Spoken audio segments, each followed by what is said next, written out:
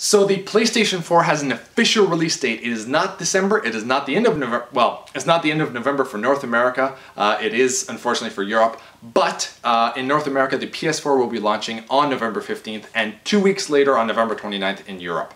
I do feel for people in Europe, you are getting it a little bit later than the rest of us. But at least it's only 2 weeks and, you know, it's before December, it's way before Christmas, so that's a positive.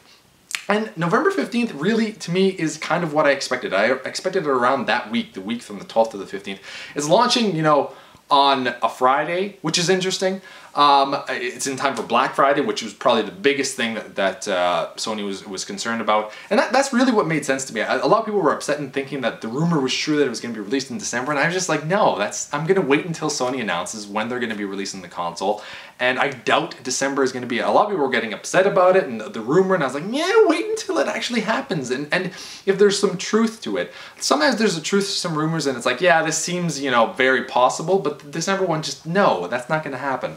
I think to an extent, if it would have been released in December, there would be some valid concerns there, because you wouldn't be able to play certain games, because a lot of people that are buying the new systems want to play these specific games that were coming out in November or at the end of October, like Battlefield 4, Assassin's Creed 4, Call of Duty Ghosts, Watch Dogs.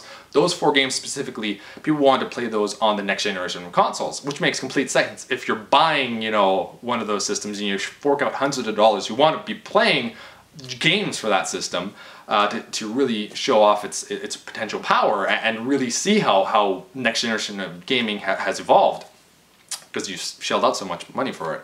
But we are getting it with the PS4, for North America anyway, we're getting it a few days before Watch Dogs is even released, which is a huge positive. And for the other 3 games, Battlefield 4, Assassin's Creed 4, and Call of Duty Ghosts, we're only going to be, you know, 2 weeks behind for Assassin's Creed and Battlefield. Call of Duty is released the week after, so we're only going to be like 10 days or something like that late. And one of the cool things that GameStop is actually doing, and I have to give them props, we have been, you know, heckling them for the last little bit, but they're doing something I think very reasonable, is that you can buy the PS3 or Xbox 360 version of one of those games on day one, play it, and then as soon as the PS4 or Xbox One is released, you can go and trade in your copy, pay an additional $10, and you can get the new version, the PS4 or the Xbox One. That, to me, is pretty damn fair.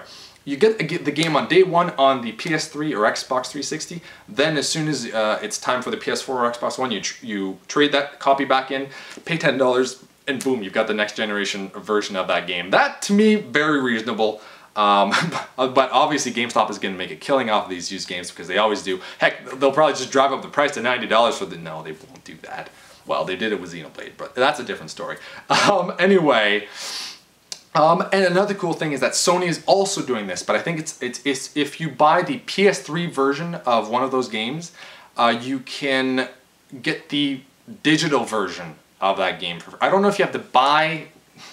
I'm not sure exactly how it works, and they haven't set a price as far as I know, but there's something that Sony is doing that you can kind of get the PS3 version of the game, and then you can also upgrade to the PS4 version once the PS4 is launched. So that's awesome that you're going to be able to play these games for relatively cheap, and you can buy them, you know, day one on whatever console that you have right now, and then get the next generation version of that game as soon as that console is available.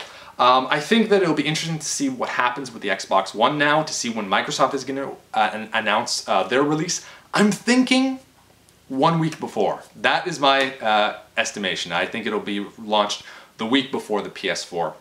They did confirm November, and I just think that would be the best time for them. Just 1 week before the PS4, just to kind of get a few more buys, I guess. But the PS4 did surpass 1 million pre-orders, which is amazing. So anyway, you've been rated in. Let me know in the comments below what you think about this release date, and if you're getting excited for the PS4, because I know I am. Anyway, you've been bearded in. Thanks for watching. Beard Edge.